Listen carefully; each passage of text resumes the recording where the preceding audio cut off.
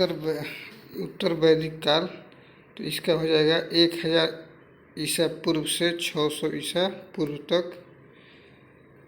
Max Muller ने बताया आर्य भारत में मध्य एशिया यानी ईरान से आए थे और भारत में सर्वप्रथम पंजाब तथा अफगानिस्तान में बसे। आर्यों द्वारा निर्मित सभ्यता वैदिक सभ्यता थी।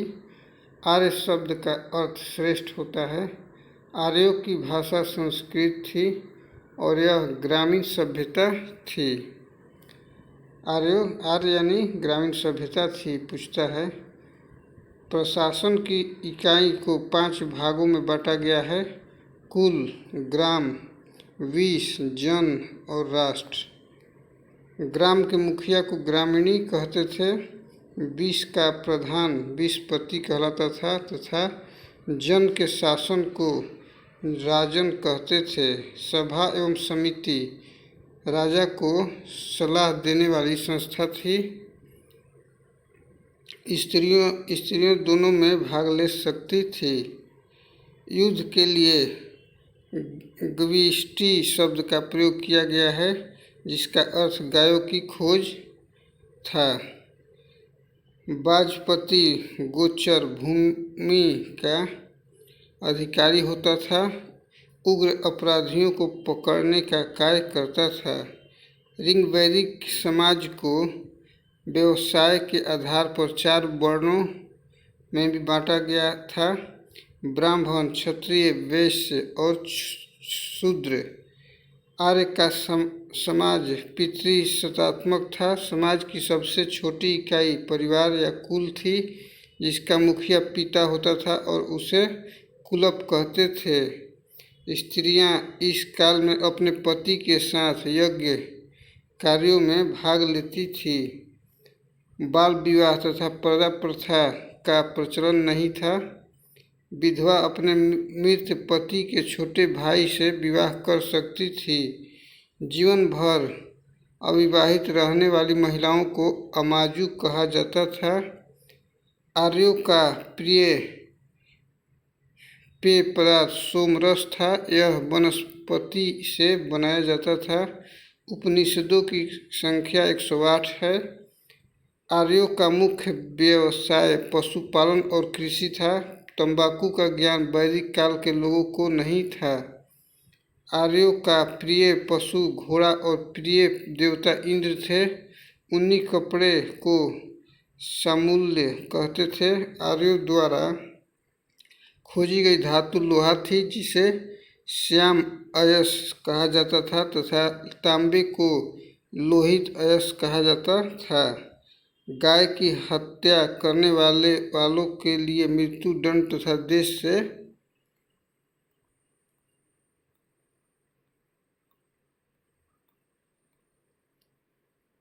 निकालने का प्रावधान था। ऋग्वेद में उल्लेखित सभी नदियों में सरस्वती नदी को सबसे महत्वपूर्ण तथा पवित्र माना गया है। ऋग्वेद में गंगा नदी का उल्लेख 1 बार तथा जमुना नदी का उल्लेख 3 बार हुआ है।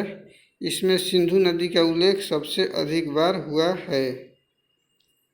ये भी पूछता है तो गंगा नदी का 1 बार और जमुना नदी का उल्लेख 3 बार हुआ है और सिंधु को सबसे ज़्यादा बार और सरस्वती सबसे पवित्र नदी मानी जाती थी। उत्तर वैदिक काल 1000 ईसा पूर्व से 600 ईसा पूर्व। उत्तर वैदिक काल में इंद्र के स्थान पर प्रजापति देवता सबसे प्रिय हो गए।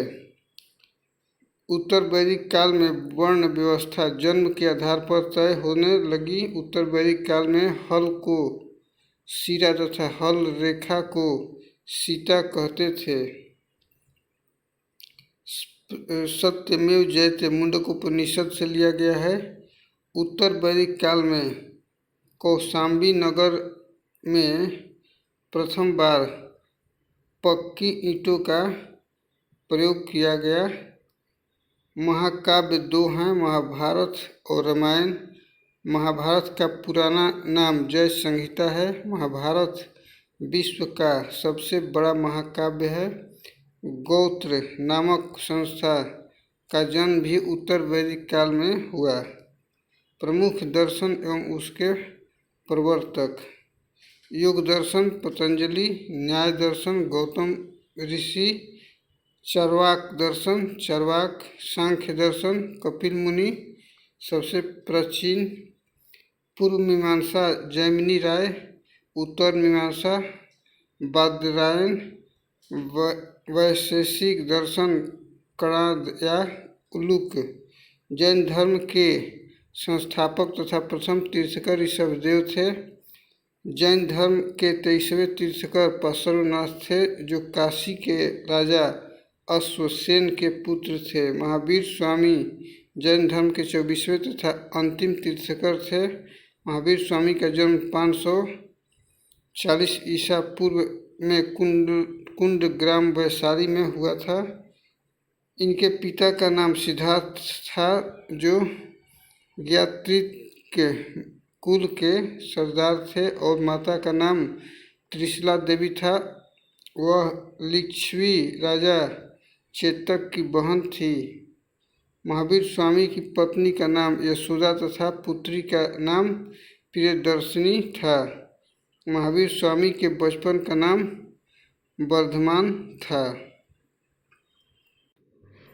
महावीर स्वामी ने 30 वर्ष की आयु में माता पिता की मृत्यु के पश्चात अपने बड़े भाई नंदीवर्धन से अनुमति लेकर संन्यास जीवन को स्वीकारा था। 12 वर्ष की कठिन तपस्या के पश्चात जृंभिका ग्राम में ऋजुपालिका नदी के किनारे साल के वृक्ष के नीचे इनको ज्ञान की प्राप्ति हुई।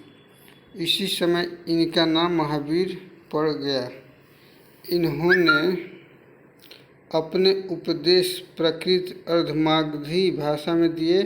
महावीर के अनुयायी को निग्रंथ कहा जाता है। महावीर के प्रथम अनुयायी इनके दामाद जामिल था। प्रथम जैन भिक्षुणी चंपा थी। महावीर ने अपने शिष्यों को 11 गणधरों में विभाजित किया था। जैन धर्म का सबसे बड़ा केंद्र चंपा नगरी था।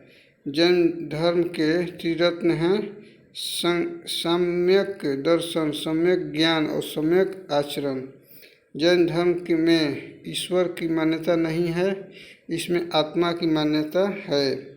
महावीर स्वामी पुनर्जन्म और कर्मवाद में विश्वास रखते थे। जैन धर्म में पूर्ण ज्ञान को कैवल्य ज्ञान कहा गया है। जैन धर्म का सबसे महत्वपूर्ण सिद्धांत अहिंसा था। 72 वर्ष की आयु में महावीर स्वामी की मृत्यु 468 ईसा पूर्व में पावापुरी राजगीर में हो गई। जैन तीर्थकरों की जीवनी कल्पसूत्र नामक पुस्तक में है, जो भद्रबाहु द्वारा लिखी गई है।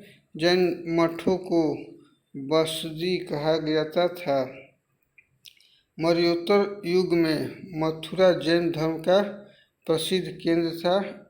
खजुराहो मध्य प्रदेश में जैन मंदिर का निर्माण चंदेल शासकों ने कराया था। जैन धर्म को मानने वाले राजा थे उदयन, बंद राजा, चंद्रगुप्त मौर्य, खारवेल, अमोघवर्ष, चंदेल शासक। जैन धर्म ने अपने आध्यात्मिक विचारों को सांख्य दर्शन से प्राप्त किया है।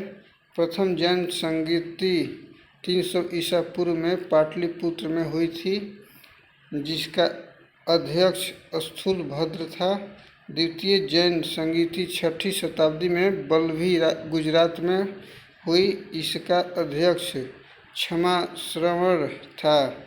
जैन धर्म को 2 भागों में बटा हुआ था। श्वेतांबर सफ़ेद कपड़ा धारण करने वाले दिगंबर नग्न रहते थे। श्वेतांबर स्थूलभद्र के शिष्य थे तथा दिगंबर भद्रबाहु के शिष्य थे।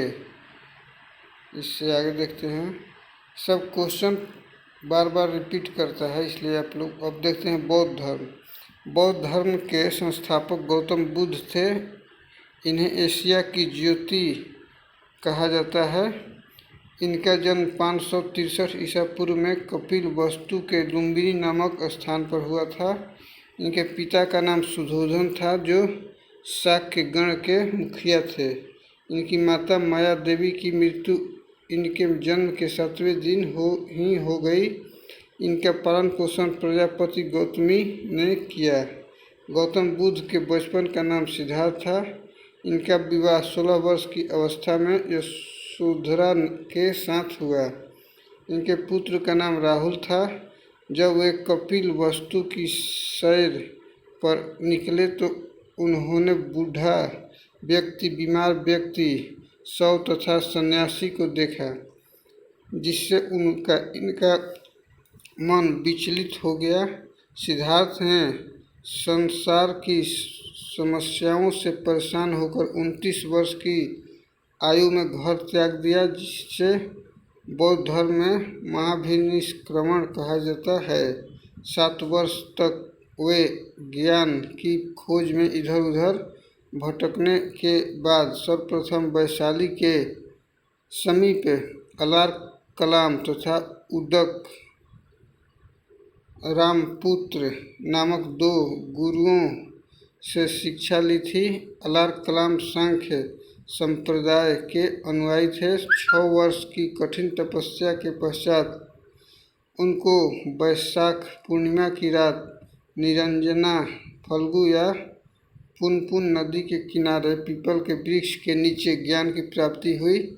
उन्होंने अपना प्रथम उपदेश सारनाथ में दिया, जिसे बौद्ध ग्रंथों में धर्मचक्र प्रवर्तन नाम से जाना जाता है। महात्मा बुद्ध ने तपस्या एवं कल्पिक नाम 2 शूद्रों को बौद्ध धर्म का सर्वप्रथम अनुयायी बनाया।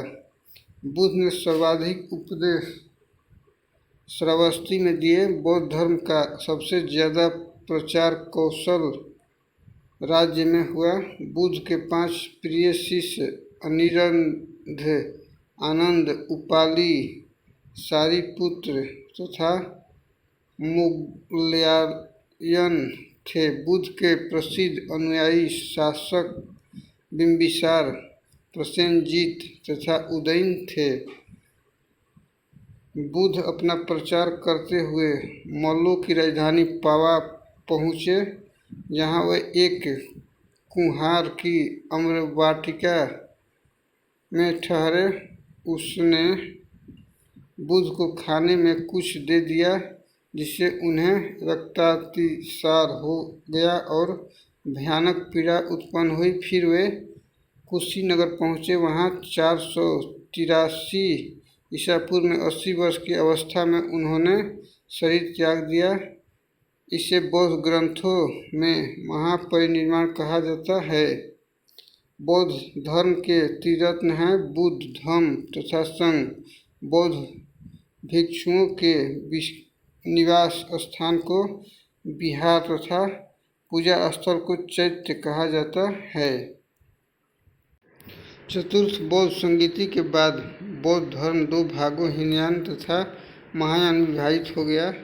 महात्मा बुद्ध के ज्ञान प्राप्त करने को बौद्ध धर्म में संबोधि कहा जाता है। बौद्ध साहित्य के 3 पिटक, सूत्र पिटक, विनय पिटक तथा अभिधम्म पिटक अपने प्रिय शिष्य आनंद के आग्रह पर बुद्ध ने वैशाली संघ में स्त्रियों के प्रवेश को अनुमति दी। आजीवक संप्रदाय की स्थापना मखलीपुत्र गोसाल ने की थी। यह संप्रदाय बुद्ध के समकालीन था। बौद्ध धर्म की पवित्र दिशा दक्षिण थी। बौद्ध धर्म का प्रचार पाली भाषा में किया गया था। बौद्ध ग्रंथों में संस्कृत का प्रयोग अभिधम्म पिटक से प्रारंभ होता है। बौद्ध धर्म के अनुसार इच्छा सब कष्टों का कारण है। निर्वाण बौद्ध धर्म का परम लक्ष्य है, जिसका अर्थ है दीपक का बुझ जाना, अर्थात जीवन मरण चक्र से मुक्त हो जाना। बुद्ध अनात्मवादी थे, पर पुनर्जन्म में विश्वास करते थे। कालांतर में महायान संप्रदाय दो भागों में बंट गया, शून्यवाद माध्यमिक और विज्ञानवाद।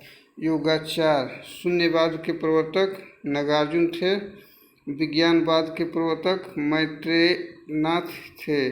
महात्मा बुद्ध ने सर्वप्रथम उरुबेला में तपस्या की। सुत्त पिटक को प्रारंभिक बौद्ध धर्म का इंसाइक्लोपीडिया कहा जाता है।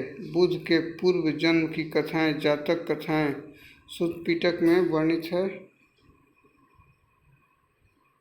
तिब्बत में बौद्ध धर्म का प्रचार करने वाले बौद्ध भिक्षु पद्मसंभव थे। नालंदा तथा विक्रमशिला विश्वविद्यालय बौद्ध शिक्षा के प्रधान केंद्र थे। बुद्ध ने मध्यम मार्ग का उपदेश दिया। बुद्ध पावा से कुशीनगर चले गए और यहीं पर सुभद्र को अपना अंतिम उपदेश दिया। अशोक, मिनांडर, कनिष्क, हर्षवर्धन ने बौद्ध धर्म के प्रसार में विशिष्ट योगदान दिया था।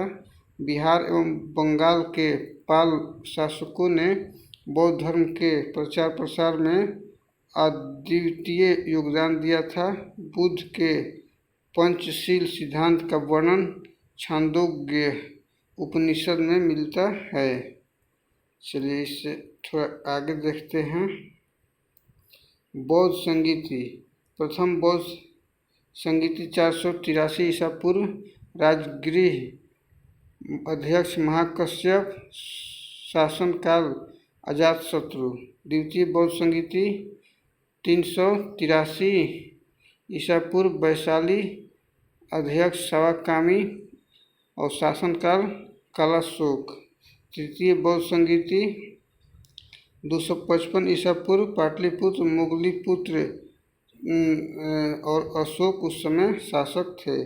चतुर्थ बौद्ध संगीति प्रथम शताब्दी, कुंडलवन कश्मीर में वसुमित्र थे अध्यक्ष और शासनकाल कनिष्क का था। चलिए इससे आगे शैव धर्म, तो इसको अगला वीडियो में देखेंगे। तब तक के लिए धन्यवाद।